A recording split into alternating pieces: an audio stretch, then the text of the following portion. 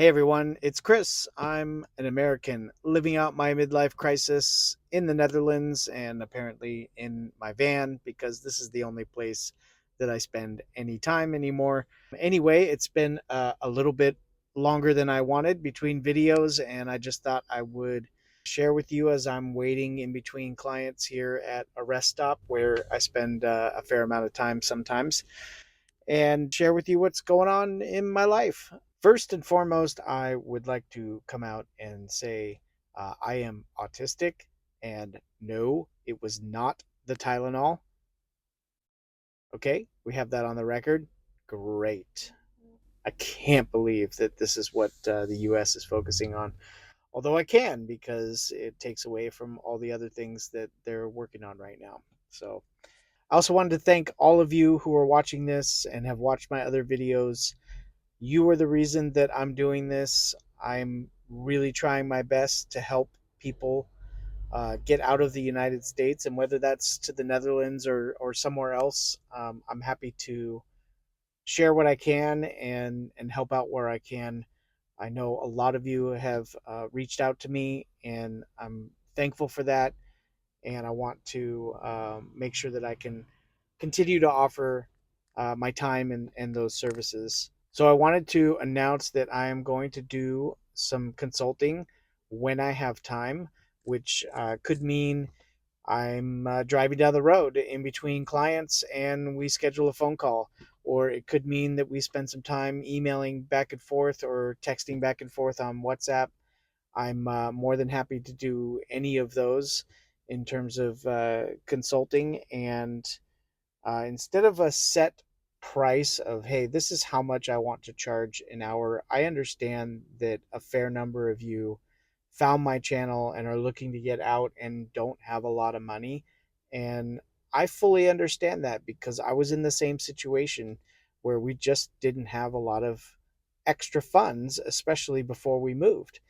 And so I would like to do that and offer my services on a sliding scale of what you feel is something you can actually pay for a half hour with me on the phone, or a half hour going back and forth on texts, or whatever your preferred medium is. I'm more than happy to match that.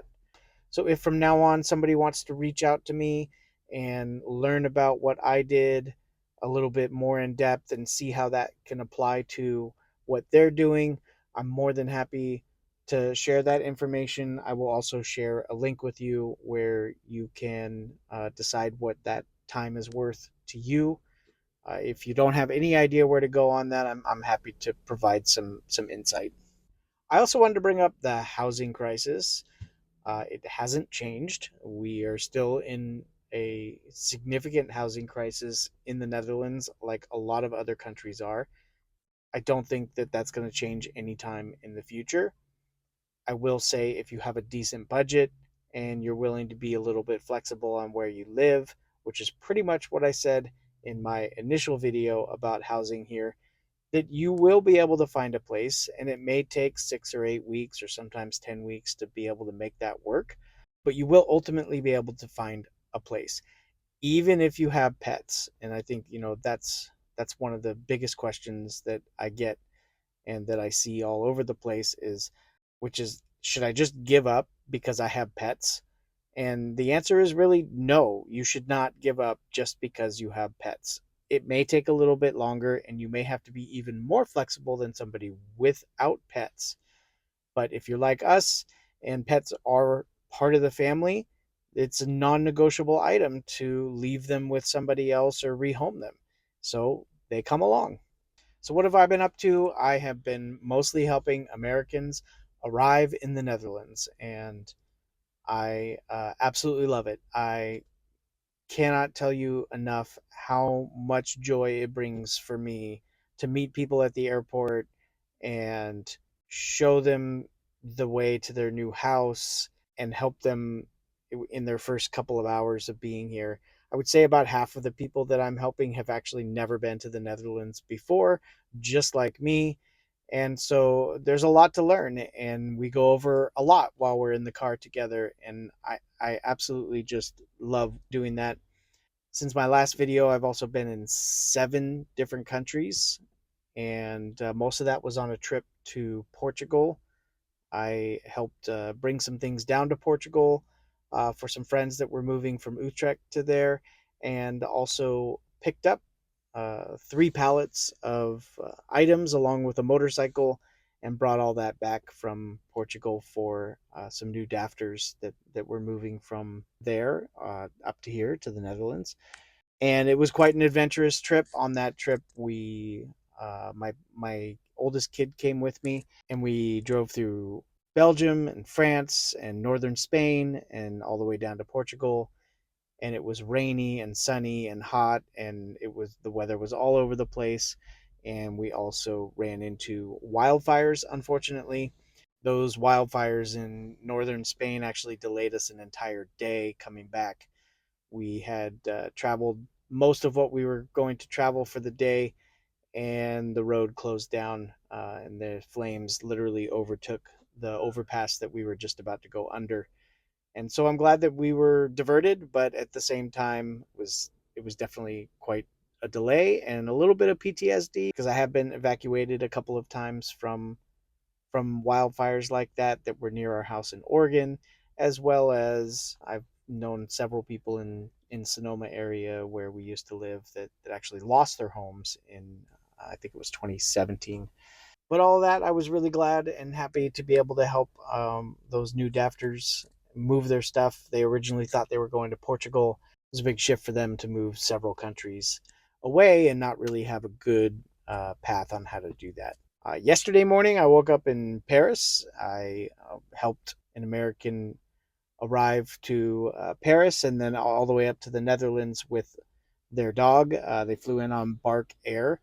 And if you don't know what Bark Air is, it's basically a private jet where there's 10 or 14 different people with their dogs in cabin, and no crates or anything like that, and any size dog can come along. It's a pretty cool service. It's a little bit on the pricey side, but it is a way that you can take a dog that has anxiety and troubles going in a crate and get them here to the Netherlands.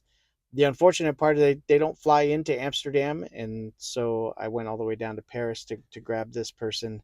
And in 2 weeks, I'm going out to London to grab another person. That London was cheaper than coming into Paris, and so it's an interesting thing. And I'm trying to figure out how I can help more people that are doing that, because I think it would be a good way to continue to grow my business and offer some unique arrival opportunities. Other than that, I've been doing pretty much the typical stuff. Been, doing a little IKEA stuff and a little shopping here and there, and helping people move into their permanent places from temporary places. And I also helped Dafter move all of his equipment for his new business from northern Germany all the way down to Zeeland, which is in the southwest part of our country here. It was about a 8-9 hour ride, and they weren't very comfortable driving a van, so I went up there and made it work. All right, so it's the next day. You can tell I've changed my clothes. I had to get going yesterday. Had another job. I'm headed back home now. I had a 3:30 pickup in Eindhoven this morning. It's now about 12 hours later, and I'm heading back home. I had several things today, including helping some more Americans depart back to the United States. And it's definitely not the story that we're hearing right now. Most of my jobs and work are helping people arrive, and instead I've had a couple this week of people that were going back, and most of the time it's family or parents getting older, grandparents getting older, and occasionally it's kids that just didn't integrate well here. They're looking to get back to their friends. I often wonder what the reverse culture shock would be like. I know I've only been here for not even a year and a half, but close to it. And I actually can't imagine what it would be like to step back into the United States at this point and go into that reverse culture shock.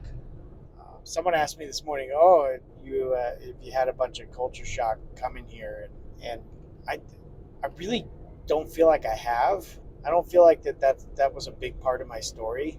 I was just so excited to try something new and get here. And I mean, sure, there was the, the stuff of like setting up bank accounts and grocery shopping and learning where new things are and learning what to substitute for things that you used to eat that aren't available here, probably because they're too processed. But I really don't feel like I went through like this huge culture shock, which I'm kind of surprised about because I mean my experience in Europe was 3 weeks in London and Ireland, split a few days in London and the rest in Ireland, and that's it. Like I went to English speaking countries and it was great, but it definitely didn't have the culture shock factor that going to a new country where English is not the standard language.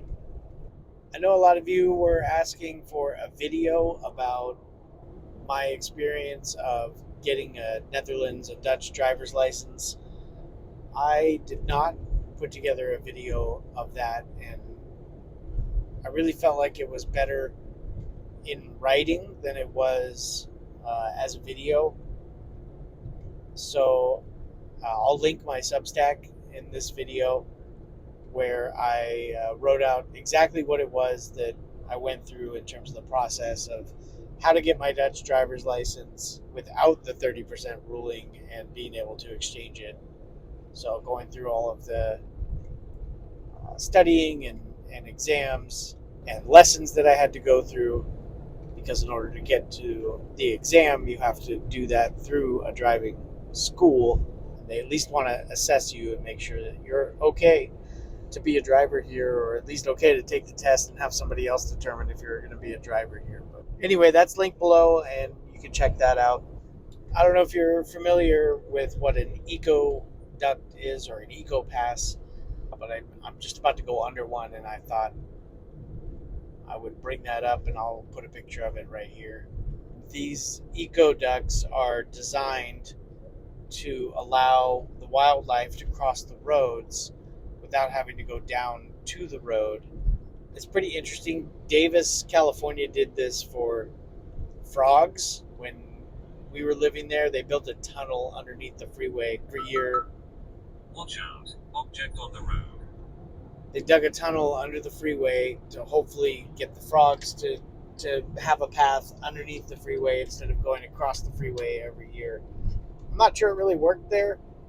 I'd have to go back and see what it's looking like now, but I know that at least the first few years that they tried to do that, it wasn't very successful. But I will say that in all the time that I've been driving here, I've only seen roadkill once or twice. And I really think that these ecoducts that are every maybe 15, 20 kilometers made a big difference, especially in the big national park, which I'm not going to say the name of because I butcher it every time, but I'll put it right here in writing. And you can look it up, but it's a giant national park here. And it's really cool because you can enter the park on one side and they have free bikes to be able to use and bike around the park.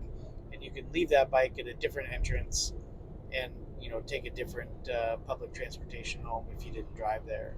But if you come out to the Netherlands or if you're living in the Netherlands right now, I highly recommend going and checking that park out, as well as the Kroller Mueller Museum, which has one of the largest private collections of Van Gogh. And they are, in my opinion, some of the best Van Gogh I've ever seen. Not that I've seen a ton. So let's see. I'm talking about what else I'm doing to help people when they arrive here. I'm thinking about offering a service where I help people buy a car. I realize that most people that are coming here are trying to go car free, and I totally support that. This is a country where you can absolutely make that happen and totally survive without a car, especially if you know some guy with a van. But there's also a lot of Americans that come here in particular that are interested in buying a car, and the European vehicles that are available here are models that most of the US has never seen. And it takes a little bit of getting to know the vehicles. And I used to buy and sell cars, and so I know quite a bit about how that process works. I've also, of course, bought a van here, and I know what to look for in terms of damage and things that might be hiding Overall, I would say the cars here are very high quality, and I say that because you have to have a yearly inspection, and in order to pass that inspection, it has to be a roadworthy car. So you don't see a lot of broken down, junky cars with beat up panels and things like that because they make you fix those things.